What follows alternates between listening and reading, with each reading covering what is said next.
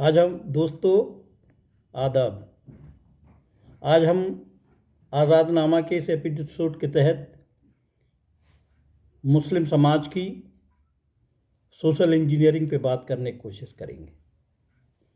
बड़ा सवाल ये उठता रहा है कि मुसलमानों का जो राजनीतिक प्रतिनिधित्व है, पॉलिटिकल रिप्रेजेंटेशन है, वो दिनों दिन घट रहा है। हम सब देख रहे हैं। तो जाहिर सी बात है कि जब पार्टियां टिकट देती हैं और इलेक्शन होते हैं तो पहली चुनौती तो यही होती है कि हर पार्टी ज़्यादा से ज़्यादा मुसलमानों को टिकट दे, और दूसरी चुनौती ये होती है कि टिकट मिलने के बाद जो विनेबिलिटी होती है कि मुसलमानों में जीतने की योग्यता भी हो। अपने दम पे राजनीति करने का एक सवाल जहाँ तक है, कुछ पार्टियां मुसलमानों की खड़ी हुई, जो प्रयोग भी हुए। एनएलपी का प्रयोग हुआ, आज एएमआईएम है, मुस्लिम लीग है, मुस्लिम मजलिस डॉक्टर फरीदी साहब की रही, तमाम पार्टियां मुसलमानों ने बनाई हैं, लेकिन कामयाबी की तरफ नहीं पहुंच पा रही हैं। और जब कामयाबी की तरफ मुस्लिम राजनीति नहीं पहुंच पा रही है तो हमें फिर से रुक के उन बातों पे पुनः विचार करना पड़ेगा कि ऐसे कौन से कारण हैं जिन कारणों की वजह से हम राजनीति में लगातार हाशिए पर पहुंचते जा रहे हैं। तो जो सबसे बड़ा कारण खुल के आया है मेरे दिमाग में, मेरी जस्तजू, मेरे विचार में, वो ये है कि हम दूसरी जातियों से बहुत प्रभावी संवाद नहीं बना सकें, कम्युनिकेशन स्थापित नहीं कर सकें। और अगर हमारा दूसरी जातियों से प्रभावी संवाद होता, कम्युनिकेशन होता, तो हमारा नेतृत्व भी पैदा होता और दूसरी जातियों के साथ हम जुड़ते भी। हमने देखा है कि अपने ही इसी दौर में मान्यवर काशीराम ने एक सोशल इंजीनियरिंग की, बामसेफ बनाकर, और उन्होंने SC ST और रिलीजियस माइनॉरिटीज़ को, OBCs को जोड़कर एक बड़ी ताकत बनाने की कोशिश की। हालांकि लंबे समय तक ये समीकरण चला और इस समीकरण ने ही उत्तर प्रदेश में बड़ा क्रांतिकारी काम किया, और काशीराम मुलायम सिंह के गठबंधन ने किसी भी सांप्रदायिक ताकत को फटकने नहीं दिया, प्रदेश से उखाड़ के फेंक दिया। बाद में एक प्रयोग मायावती ने किया, ब्रह्म हाथी नहीं गणेश है, ब्रह्मा विष्णु महेश है। ब्राह्मण समाज की सभाएं बनाई गई, तमाम समाजों की अलग अलग भाईचारा कमेटियां बनाई गई, पिछड़े वर्ग की भाईचारा कमेटी बनाई गई, मुस्लिम समाज की भाईचारा कमेटी बनाई गई, ब्राह्मण समाज की भाईचारा कमेटी बनाई। इस तरीके से सोशल इंजीनियरिंग के काम को उन्होंने अपने समाज में अपनी पार्टी चलाने के लिए इस्तेमाल किया। सबसे बड़ा कमाल बिहार में नीतीश कुमार ने भी किया। नीतीश कुमार, जिनकी आबादी, कुर्मी आबादी बिहार में 2.5%, 2.25% के बड़ लगभग होती है, लेकिन OBC समाज का जिस ढंग से उन्होंने MBC और EBC में बंटवारा किया, उस बंटवारे में एक बड़ा हिस्सा नीतीश कुमार ने अपने साथ में जोड़ के सोशल इंजीनियरिंग। तो सोशल इंजीनियरिंग का सबसे पहले तो मैं अर्थ स्पष्ट करना चाहूँगा। सोशल इंजीनियरिंग का हमारे लिए ये अर्थ होता है कि हम बिल्कुल नए दृष्टिकोण से, बिल्कुल नए एंगल से अपने समाज की समस्याओं को देखना शुरू करें। जो पुराना चश्मा चला आ रहा है, उस पुराने चश्मे को हम उतार के फेंकें और नया चश्मा लगाकर सोचने का नया ढंग जो है उसको एडॉप्ट करके हम नए सिरे से नए विचारों को अपने सामने लाएं। अब नया दृष्टिकोण क्या हो सकता है? नया दृष्टिकोण हो सकता है कि जब जब हम धर्म को राजनीति के साथ जोड़ने की कोशिश करते हैं तो जाहिर सी बात है कि अल्पसंख्यक धर्म हमेशा डिफीट खा जाएगा, हार जाएगा, और बहुसंख्यक धर्म आगे निकल जाएगा। दूसरी चीज़, धर्म पे आधारित राजनीति जो है वर्तमान समय में उन सारी समस्याओं का निराकरण नहीं कर पाएगी जो समस्याएं नए नए तरीके से आधुनिक युग में खड़ी हुई हैं। अब जैसे लोकतंत्र जो है बिल्कुल एक नया कॉन्सेप्ट रहा है मुसलमानों के लिए। मुसलमानों के पास लोकतंत्र का कभी कोई कॉन्सेप्ट नहीं रहा। लोकतंत्र को उन्होंने देखा भी नहीं, कहीं आजमाया भी नहीं। और आज भी मेरा मानना है कि कोई भी इस्लामी देश हो, मुसलमानों का देश हो, वो लोकतंत्र के बारे में बहुत कुछ आगे बढ़ के या मॉडल के रूप में हमारे सामने रखा नहीं जा सकता है। जो लोकतंत्र होता है वहाँ डिक्टेटरशिप पैदा हो जाती है। वो डिक्टेटरशिप चाहे व्यक्ति के रूप में हो, चाहे उनकी कमेटी के रूप में हो। ईरान में देखो तो डिक्टेटरशिप आपको एक कमेटी के रूप में दिखाई देगी, एक काउंसिल के रूप में दिखाई देगी। आप पाकिस्तान चले जाओ तो वहाँ भी डिक्टेटरशिप दिखाई देगी, गल्फ़ के तमाम कंट्रियों के अंदर। मतलब कुल मिला के लोकतंत्र और डेमोक्रेसी हमारे लिए बिल्कुल नया सब्जेक्ट है, और इस सब्जेक्ट को नया है, हमने उस तरफ ध्यान नहीं दिया है।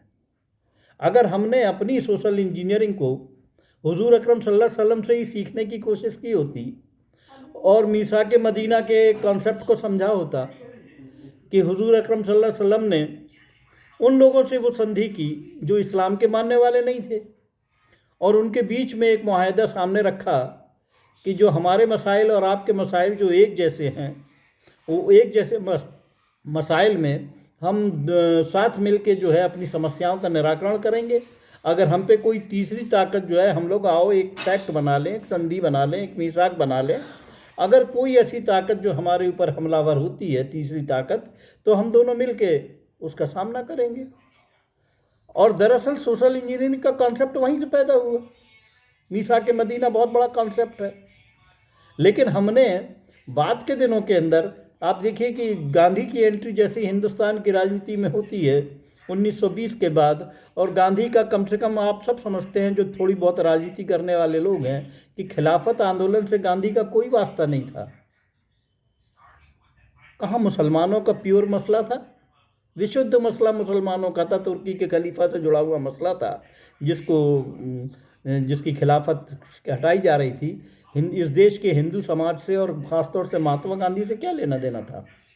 लेकिन महात्मा गांधी ने खिलाफत आंदोलन के अंदर अगुवाई करके मौलाना मोहम्मद अली जौहर, मोहम्मद अली शौकत, मौलाना अबुल कलाम आज़ाद और तमाम ऐसे धार्मिक लोगों को जोड़ के अपनी अगुवाई में खिलाफत आंदोलन और कांग्रेस का आपस में एका करने की कोशिश की। और जब खिलाफत और कांग्रेस का आपस में एका हुआ तो जाहिर सी बात है कि देश की आज़ादी की लड़ाई के अंदर एक नया मामला सामने आया और वो आगे बढ़ती गई।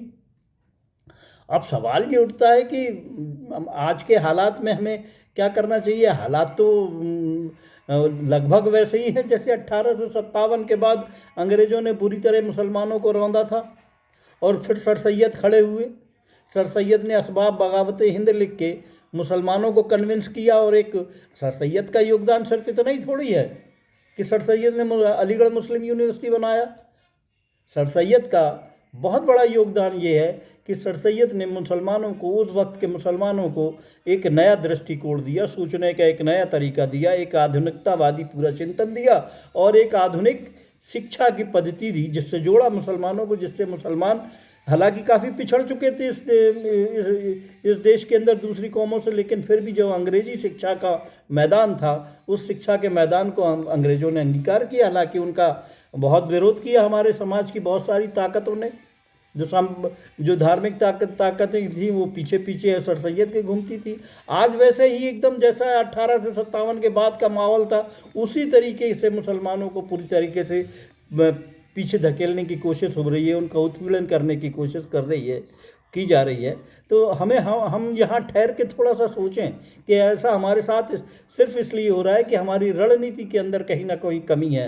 हमने दबे पिसे कुचले लोगों के साथ जो एक गठबंधन बना चाहिए था, जो उनके साथ सोशल इंजीनियरिंग करके हमें एक अलग तरीके का दृष्टिकोण सामने रखना चाहिए था, वो हम नहीं कर पाए। अब सोशल इंजीनियरिंग की शुरुआत कैसे करें?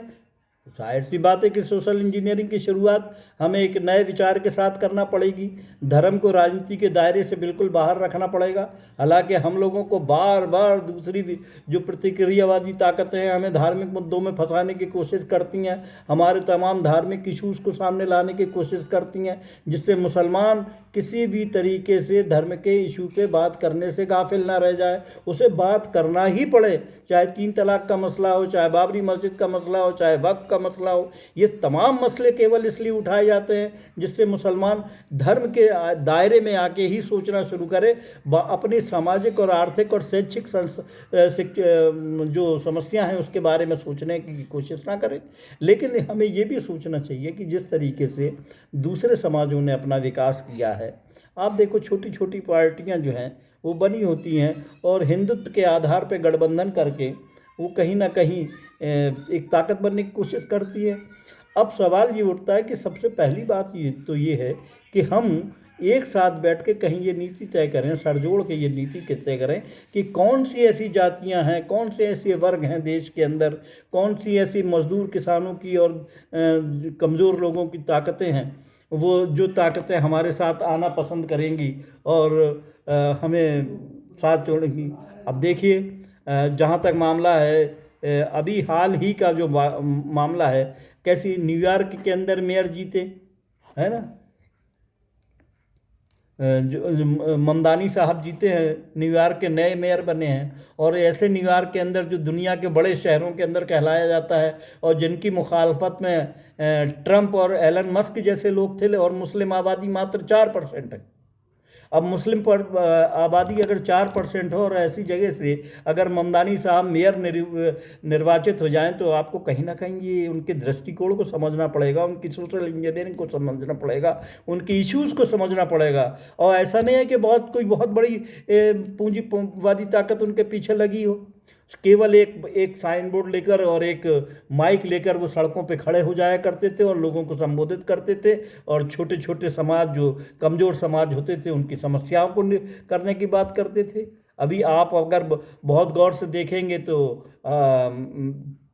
अफजाल अंसारी साहब 9 बार विधायक और बने हैं, 50 साल का उनका राजनीतिक कैरियर है, और गाज़ीपुर जैसी जगह से जहाँ वो राजनीति करते हैं जहाँ मुसलमान केवल 9% है। तो किस आधार पे वो राजनीति कर लेते हैं?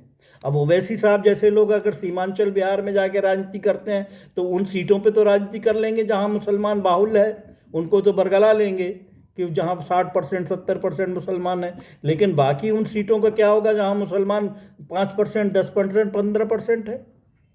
तो उनके पास कोई ऐसा फार्मूला तो है नहीं है कि वो 5% 10% पे दूसरी जातियों को जोड़ के 70% और 80% और 40% बना लें। तो हमें एक नए दृष्टिकोण से आज की हमारी बात करने का मतलब ये था कि एक नया व्यू लोकतंत्र के, पहले तो हमें ये देखना है कि लोकतंत्र की जब हम बात करते हैं तो हम कितने लोकतांत्रिक हैं।